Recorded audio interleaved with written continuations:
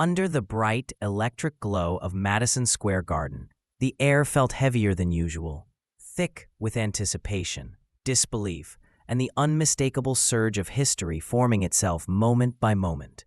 Fight Night in New York had a pulse of its own, a heartbeat that rattled the steel rafters and echoed through the souls of everyone in the arena. They came to witness the British Titan, the undefeated heavyweight champion Anthony Joshua, finally planting his flag upon American soil. The lights dimmed, the crowd rumbled, and through that roar came a different kind of electricity, one carrying the name of a man few expected to see on this stage, Andy the Destroyer Ruiz Jr. He did not look like the sculpted, towering champions they were used to. He did not embody the traditional image of a heavyweight king. But what he carried in his gloves was far more dangerous. Speed, experience, and a chip on his shoulder, carved from a lifetime of being overlooked. As the ring announcer's voice thundered through the garden, Joshua stood regal, muscled, calm, a portrait of power and poise. Ruiz stood relaxed, loose, deceptively light on his feet. The referee brought them to the center. Protect yourselves at all times, touch gloves now. And at that moment, the world felt as if it paused, to inhale, to brace, to witness the unlikely challenger face the undefeated champion. No one truly believed what was about to unfold, not yet. Not until the bell rang, slicing through the atmosphere. From the opening bell, Anthony Joshua set out to dictate the geography of the fight. Long arms flicking a stiff jab meant to keep Ruiz at a distance. The plan was clear. Maintain range, stay disciplined, avoid unnecessary risks. On paper, it made sense. In reality, Joshua was facing a fighter many had underestimated, a man who understood angles, timing, and rhythm far better than his appearance suggested. Andy Ruiz Jr. moved with surprising agility, rolling under shots, inching forward behind subtle feints, testing the champion's reactions.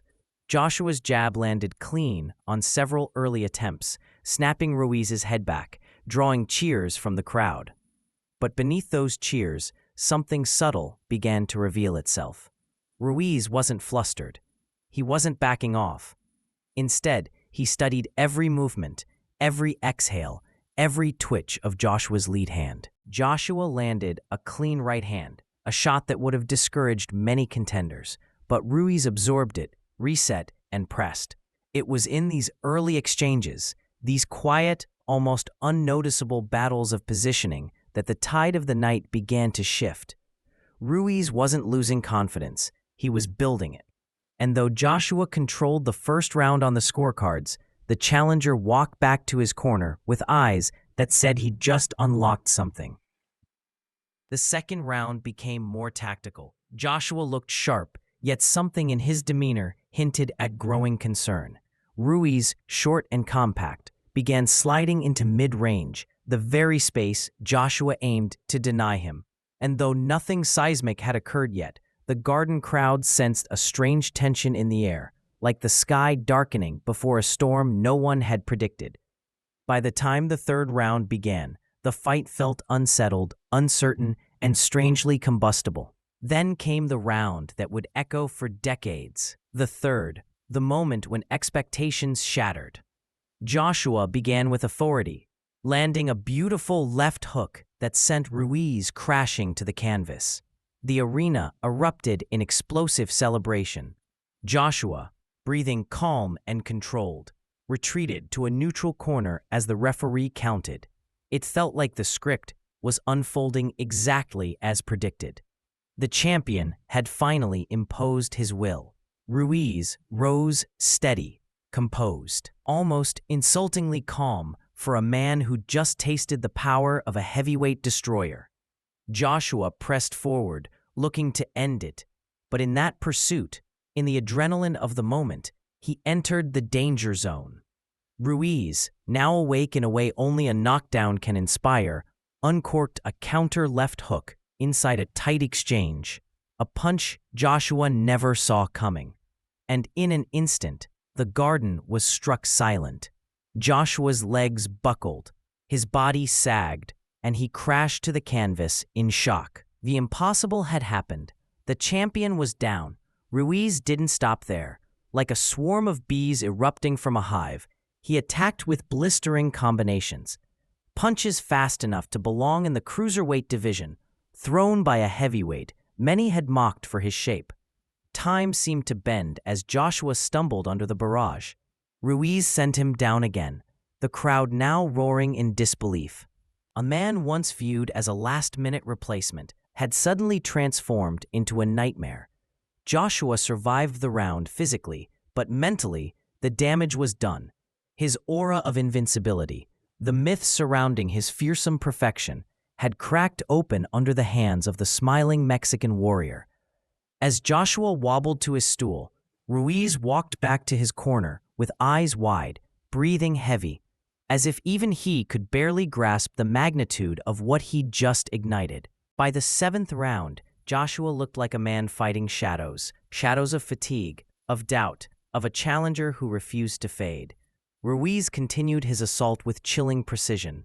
Joshua tried to re-establish the jab, but his punches lacked snap. Ruiz, calm and smiling even in the chaos, slipped inside and unleashed another thunderous combination. Joshua staggered back, hands low, vision swimming. Then came the 3rd knockdown, a flurry of close-range shots that sent Joshua collapsing into the ropes. The crowd erupted, but with panic, not celebration. Joshua rose, dazed, leaning into the referee, blinking through the haze. Ruiz stepped forward again, looping hooks, hammering rights, and with another explosive burst, he sent the champion crashing down for the 4th time. Joshua rolled his mouthpiece, staring out at the crowd with the expression of a man whose body refused to obey him. He made it up, but barely. Standing in the corner, he tried to raise his gloves, tried to convince the referee he was ready. His legs betrayed him. His eyes betrayed him. His silence betrayed him. The referee looked into Joshua's soul, and in that brief second, understood the truth. The champion could not continue. With a wave of the arms, the fight was stopped. Shockwaves tore across the garden.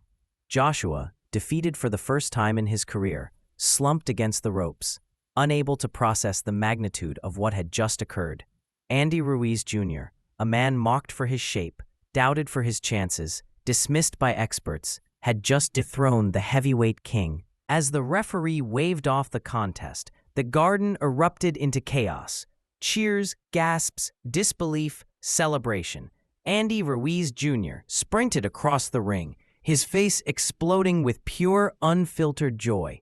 History had been rewritten, not by the sculpted champion, not by the media favorite, but by a humble warrior from California with Mexican roots who carried the hopes of every underdog who ever dared to dream.